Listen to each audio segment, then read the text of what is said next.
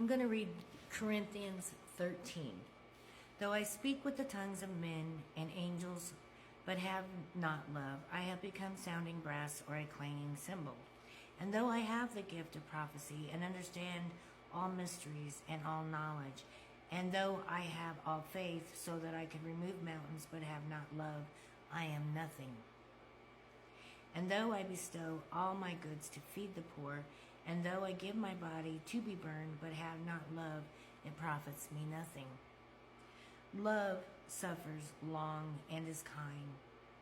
Love does not envy. Love does not parade itself, and it is not puffed up. Does not behave rudely, does not seek its own, it is not provoked, and thinks no evil.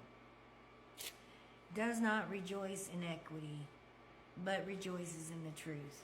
Bears all things, believes all things, hopes all things, and endures all things.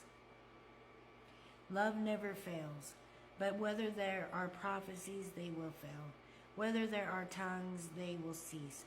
Where there is knowledge, it will vanish away. For we know in part, and we prophesy in part. But when that which is perfect has come, then that which is in part will be done away. When I was a child, I spoke as a child. I understand as a child. I thought as a child. But when I became a man, I put away my childish things. For now we see in a mirror dimly, but then face to face. Now I know in part, but then I shall know just as I also know. And now abide faith, hope, love. These three, but the greatest of these is love. Some of us, that is really hard to learn because we never knew love. And if you need to know what the meaning of love, that is exactly what the meaning of love is. And I strive to be and walk in love. I struggle with it some days. I struggle with it because I am flesh. And I fall back into unforgiveness, and I fall back into things I shouldn't do sometimes. But that doesn't mean you can't go back to God and ask for forgiveness, and we should, and I do every day. We should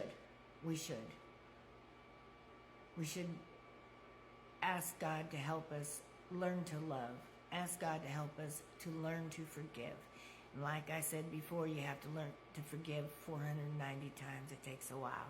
But during that time, you can know love, you can walk in love, and you can be the epitome of love if you follow Jesus, if you turn to Him and allow Him to take those inequities that were done to you and heal them and take care of you and walk you through the process of healing. He will definitely do that. I have been going through the process of healing for quite some time, and it might take me most of my life, if not all of it, to completely heal.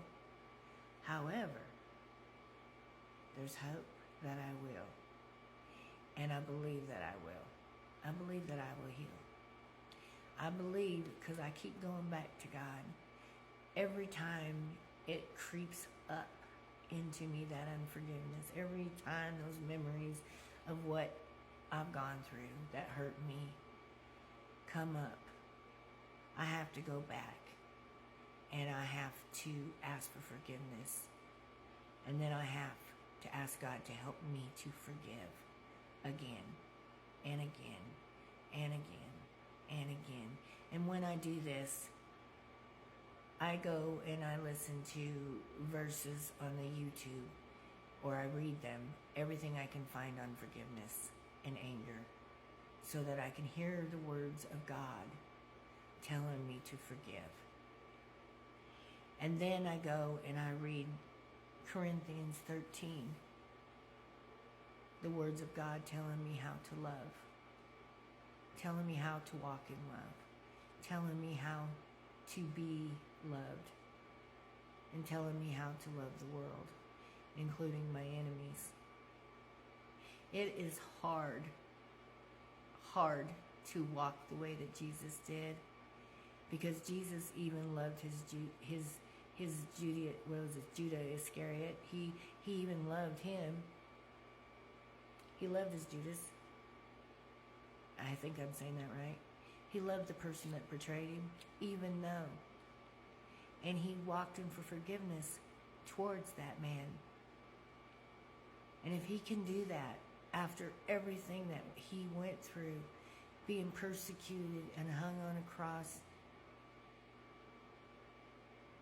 because of greed and sin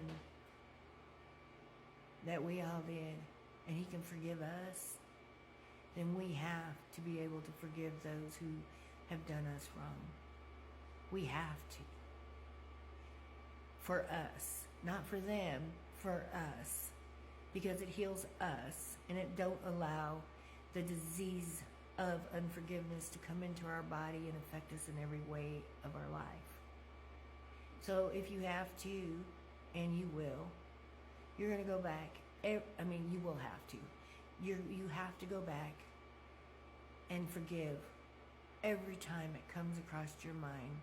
Every time you feel that hurt again. Every time you feel those memories creeping back up. Every time you have to deal with it again. With that person that harmed you. With that person that continually does their things and don't want to change.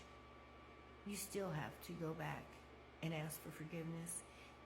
And it takes 490 times to get through that. 490 times of saying, I forgive them. God help me forgive them. He will. He will. You just have to do it for a while. And eventually he'll forgive you. And tell him too, I always tell him when I'm asking to forgive them and asking forgiveness for myself and repenting, I ask him to help me to release the anger, release that unforgiveness, release that hurt, and release those emotions that kept holding me down, hurting myself more. It works. It works. And pretty soon, whatever anger you're feeling or hurt you're feeling at the moment will pass. And God will put his peace through you and release that. Now later on, something might come up again and provoke it. And you will have to go back another time and another time and another time to release that hurt and that anger and give them forgiveness. It's not an easy process, and it's not an overnight process. That's why it takes so long to heal from the hurt. But it's a doable process. And if you take that time to do that, you will heal yourself. You will heal those emotions, and you will heal those hurts. And all of that anguish that you have felt and that hurt will dissolve, and you will be able to pass on to other people kindness and the love that it talks about in Corinthians 13, as a matter of fact. I hope this helped you. I hope this blesses you, because this is my healing process. This is what I go through to help me get through it. And this is what the Bible tells us we're supposed to do. So I hope it helps you. I hope it blesses you, because I know that it blesses me, and I know it heals me, and I know it gives me peace. And I know there's other people out there who need this as well.